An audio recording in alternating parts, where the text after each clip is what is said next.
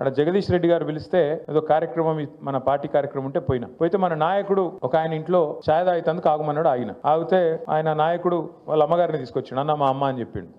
ఎట్లున్నారమ్మా, బాగున్నారా, ఆరోగ్యం బాగుందా అని అడిగి. బాగానే ఉన్న బిడ్డ అన్నది. ఆ నాయకుడికి మొన్న ఈ మధ్యనే పెళ్ళైంది. ఆ పిల్లగాడు చిన్నోడు 25-26 ఉంటే మన రాజ్ కుమార్ పటేల్ లెక్కనే మొన్ననే లగ్గమైంది. అయితే పెళ్ళైన తర్వాత వాళ్ళ అమ్మగారిని పరిచయం చేసిండు. పరిచయం చేస్తే నేను మాట్లాడుతున్నా, మరి కోడలు ఏమంటుందమ్మా, కొత్త కోడలు మంచిగానే ఉందా అన్న.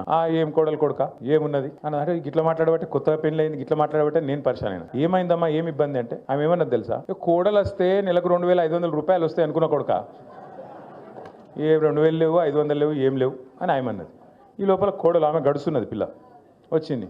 నీకు కూడా 4,000 పెన్షన్ వస్తుంది అనుకున్నా, వచ్చిందా అన్నది. అంటే కాంగ్రెస్ వాళ్ళ వల్ల, రేవంత్ రెడ్డి వల్ల ఇలా పరిస్థితి ఏంటంటే అత్తకోడల పంచాయతీలు కొత్తవి వస్తున్నాయి. 2,500 వస్తాయని అత్తగారు అనుకున్నది, కోడల పిల్ల 2,500 తెస్తుందని అత్తమ్మ ఆశపడ్డది.